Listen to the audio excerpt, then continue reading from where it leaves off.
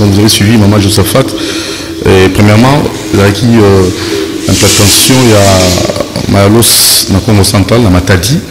Et vous avez suivi, il y avait la présence, il y a Atou, gouverneur, et il y avait aussi la présence de toute la famille Mayalos. Donc vous avez bel et bien suivi Zéfondo Mayalos et Emery Mayalos, Maman Josaphat et Apollo Tumba et tous les autres.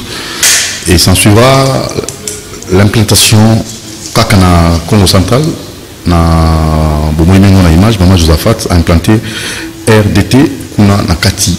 Il y a Congo central na Matadi et la partie satellitaire. Donc courage Maman Josaphat, au moins ça veut s'impliquer. Moi ça c'est la raté, c'est la rare mobilité. Yo ko maman ko ça la paix, mokilipe et Betty m'a beaucoup développement paix tout vivre en haut. Sujet du jour, c'est parti. Dernière rubrique.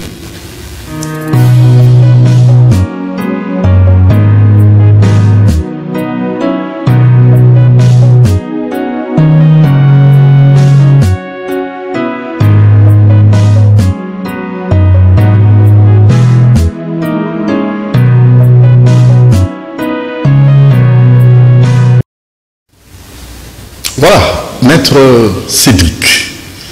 Bon. Madame Ndeko Doudou, n'a pas su beauté, meilleur vœu.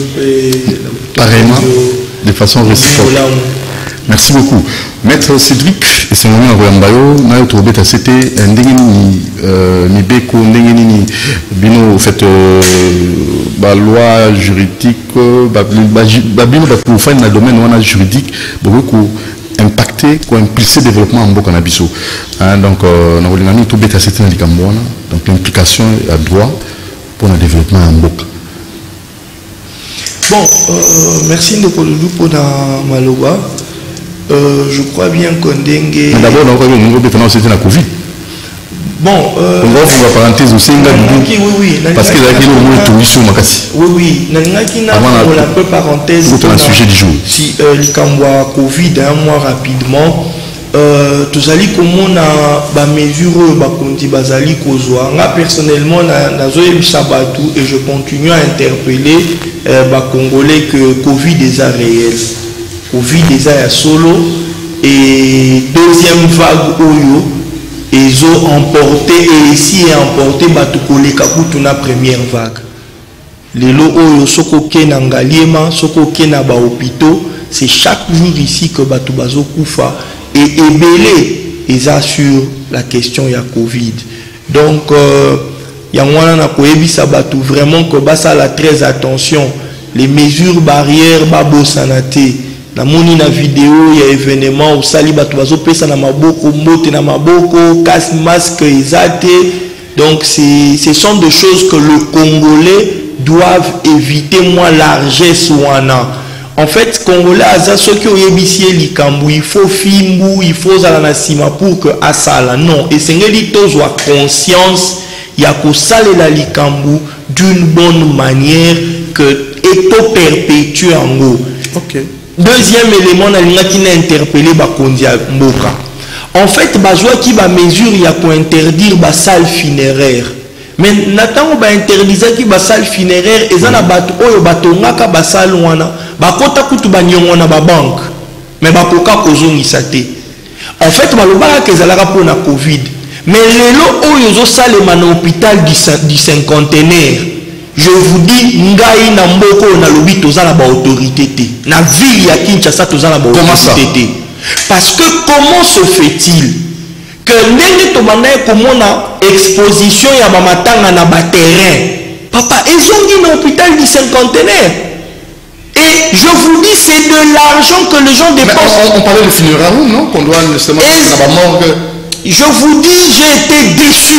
Oh ben, ça devait se faire comme ça. J'ai été déçu et imagine-toi, il y a des autorités. Bazo yawana na cinquantenaire, bazo mona nenge makambo, les mêmes choses au bango bapeki saki.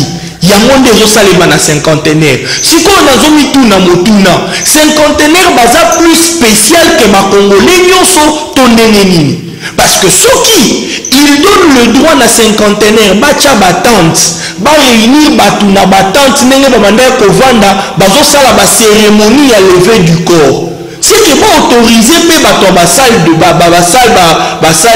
salle funéraire bazongela parce que ces gens-là il y a bato ba perdre ba emploi na bango na tango bakangi biloko wana il y a de Congolais bazangi mbongo kozongisa na ba banque ezalaki investissement donc nga nazwa interpeller bakondi ya mboka bakondi ya ville ya Kinshasa plus particulièrement oyo ezosalema na hôpital bicentenaire je suis déçu et je me dis mieux vaut botia bakongolais nyonso sur un même pied d'égalité que ezala 2 poids 2 mesures ezala ba oyo baza na possibilité ya kosala au-delà ya ba mesures barrières mais ezala ba oyo bozo sévir bozo coincer bango pour na ba mesures barrières wana franchement tokozala d'accord que ce n'est pas l'état de droit où le président de la République a prôné eza état de droit où était constitution et prôné parce que mibeko elobi ba congolais nyonso bazali égaux devant la loi soki bopekisi ba misusu oyo kutu ezalaki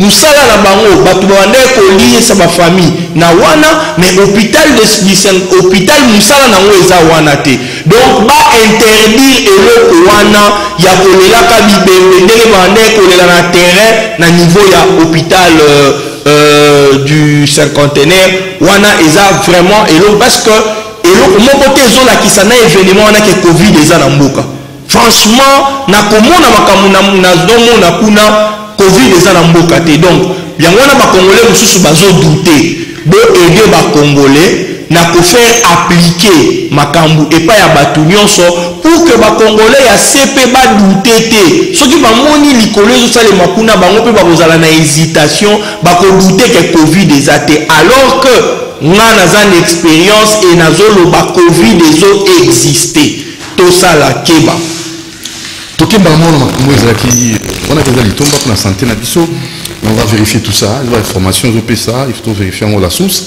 si réellement makambo ezoleka ya solo toke rapidement na kotalaka ndenge nini mibeko ekoki kodévelopper mboka na biso donc kosala ete Congo na biso ezwa bongo développement mpe mingi tosengeli kolandela na mibeko po ete kimia ezala bisika biso mboka na biso moto moko azala likolo ya loi te ndeko dudu napesi yo botondi mpona likambo oyo tozali kolobela ndenge Bible ezali koloba que la justice élève une nation donc elengi koloba ete na lingala balobi donc justice yango nde etombolaka ekolo cela veut dire que soki bosembo ezali soki makambo nyonso ezali kosalema na bosengo na bosembo elongo bani na mibeko ekotombola mboka nde eloko biblia elobi et soki tolingi vraiment ndenge émission na yo ezali génie Congo cela veut dire que makanisi makambo nyonso oyo esengeli tobimisa makanisi tobimisa makambo nyonso malamu pour que Congo etongwama donc biba génie ya Congo esika mayele ya makasi ekoki kobima mpona Congo donc esengeli tolobela tolimbolela bana mboka que justice etombolaka mboka et justice wana etombolaka mboka tozali komona que na mboka na biso tozwi temps ebele justice eza na problème justice eza na problème parce que soki tolingi tokende liboso tobanda nanu kotala ndenge nini justice ezofonctionner. Pourquoi je dis ça?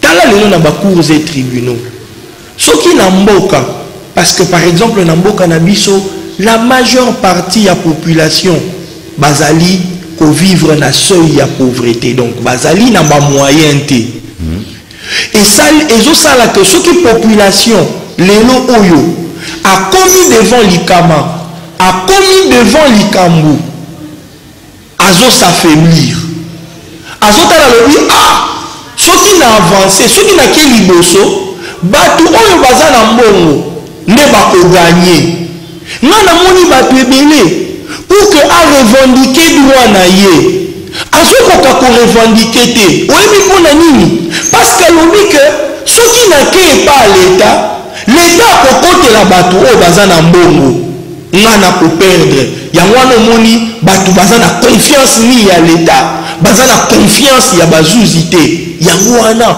ezali ko créer inégalité sociale ezali ko créer inégalité sociale bato oyo bazali majorité bazali ko supporter te ko tenir face ya une portion ya bato oyo bazali na ba moyen. Pourquoi? Parce que justice ezokoka kosembola malamu te.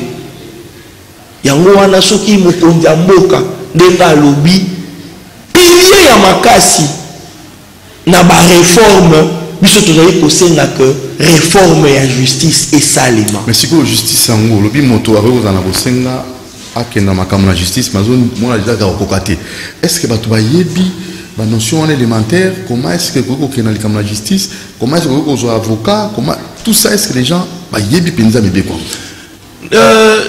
Ndeko dudu, oyebi na bamboka mususu, soki muto aye et pas à l'état.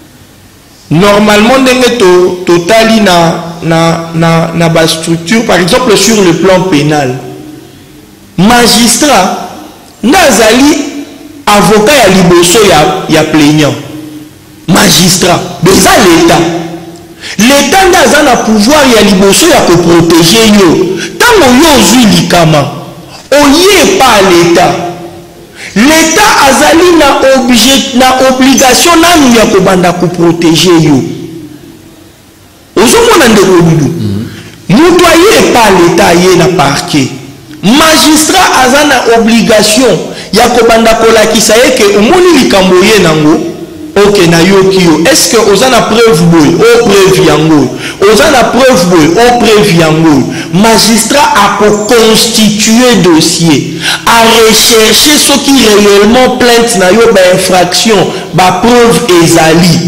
magistrat ndako sambela yo ozomona musala munene o l'état za nango.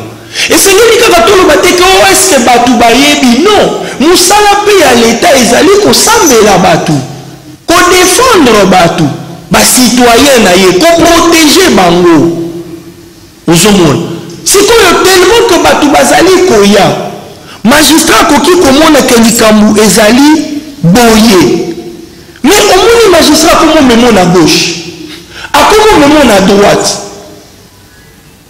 mbongo epai likambu bo epai yango no komona bato bakolemba akolemba moyen lisusu alandeleza te omona atiki alembi yango wana tozali koloba ke esengeli tosala un effort et na effort wana nango tozali ko proposer ba réforme eza komanyola makanisi pona kobongola maye otomoni kezali mabe ezali ko bloquer na kati ya appareil judiciaire na kati ya système na biso. Mais na kotala rapenza yo ko énumérer quelques blocages au penze tumusana miyomoko en tant que juriste. Eloko ya liboso ngai tango totalaka appareil judiciaire tango totalaka bazuzi tango totalaka makambo esalemaka eloko ya liboso ezalaka likambo nga na betelaka sete na mboka po makambo ekende liboso ezali sanction soki sanction eza appliqué te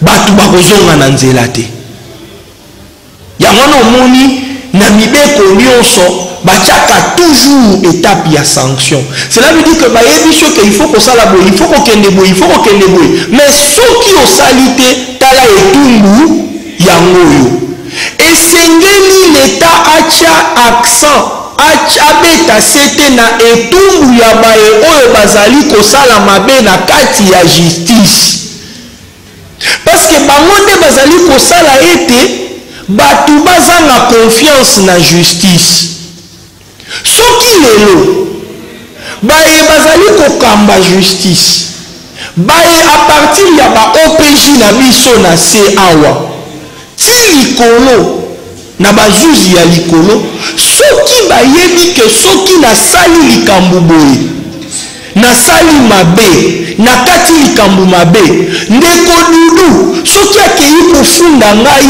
bakopesa ngai etumbu quel que soit niveau ozali bakopesa ngai etumbu etumbu wana ekozala rapide eloko il faut ezala rapide badénonciation esalemi mais vi bambula eloko bazali libre eloko esalaka difficulté eza nini nakomi na la police bakangi nga par exemple arbitrairement po nde makambo tomonaka awa par exemple arrestation arbitraire namoni ndeko mosusu awa manda eza mpona ndeko dudu bakomi epa ndeko dudu na ndako bakuti ndeko dudu te bazwi mwasi ya ndeko dudu mais est-ce que c'est normal bakangi mwasi ya ndeko dudu cela veut dire mutu oyo bafundaki ke abundaki ezalaki monsieur dudu baye kokanga monsieur dudu bakuti monsieur dudu te bakangi mwasi ya ndeko dudu alors que toyebi mbeko elobi ke l'infraction est individuelle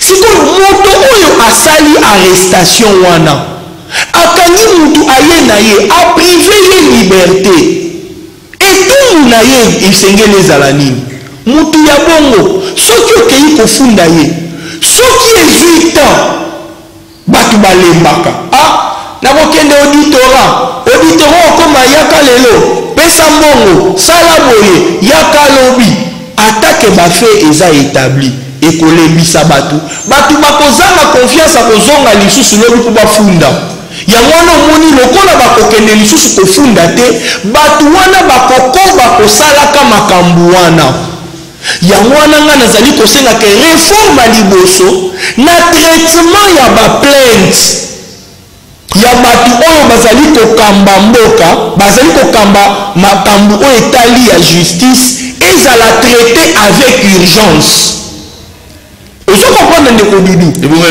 nazwi exemple parce que wana réforme ya liboso nazwi exemple tozali na kati ya justice na oyo babengi conseil supérieur ya magistrature yango nde mutu ezali organe oyo etraitaka disciplinairement badossier ya bamagistrat ozomona ndeko dudu magistrat akati likambo mabe ayekanyaka asali eloko boye omoni réellement kasali mabe akangi mutu arbitrairement atindi ye na boloko bapreuve eza établi te oke na conseil supérieur odépose plainte ndeko dudu rare baplainte ya butisaka esengeli barendre processus wana ya sanction flexible cela veut dire que mutu akoki kokende kofunda osito afundi osito mutu oyo bato oyo basengeli kozwa badécision base réunir en urgence batraite likambo wana e barendre décision mbala moko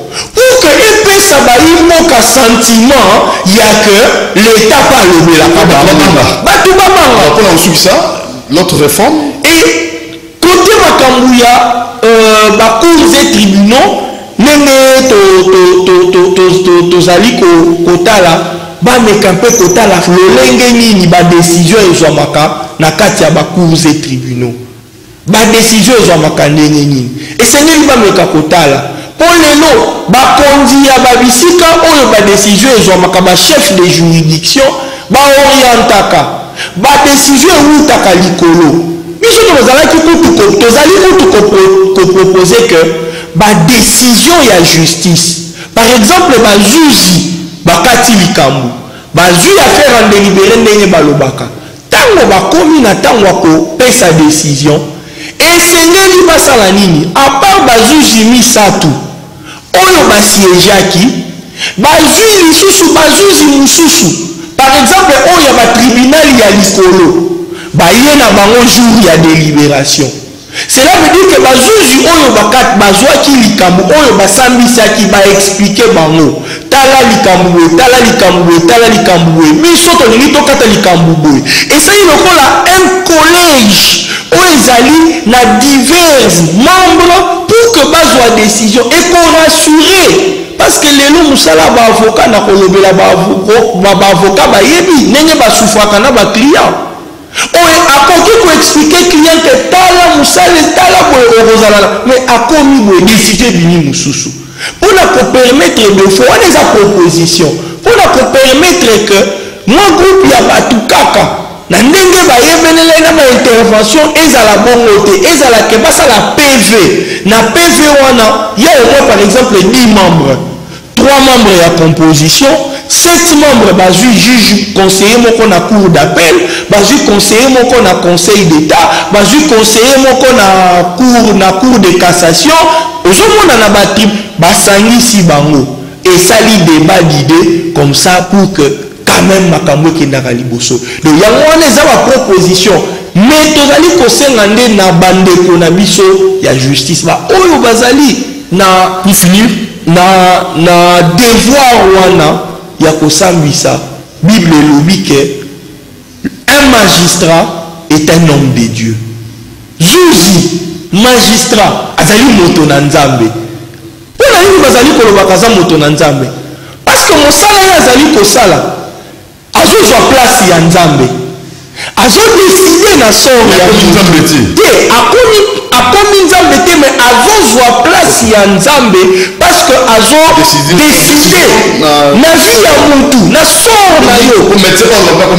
Non, médecin ana droit ya okatela mutu etumbu ya liwata, médecin aza na droit wana te, mais zuzi aza na droit wana. Non, akoki kozwa décision wana te, ebele bakendaka prison. Ok, ça c'est très bien. Ozomona, mais zuzi akoki kokatela yo etumbu ya liwa, okei mpe babomi yo bakolobaka asalaki mosala na ye.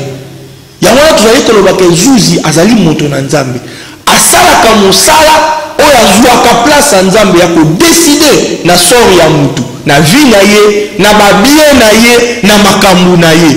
Donc bazala batu oyo bazali kocha bosembo liboso. Merci beaucoup. Pour que bamatisa nkita ya ekolo.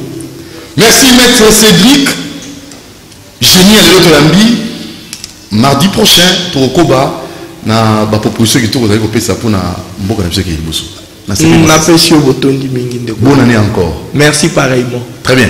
Merci à l'équipe technique. Namoni Georges Libenge na caméra. Mon jamais la réalisation. Namoni notre très cher José Andia na web pour l'émission en direct Facebook, na YouTube live, dans la CCTV Ralik officiel pour l'Andibiso. Merci à Alain Kabon la coordination.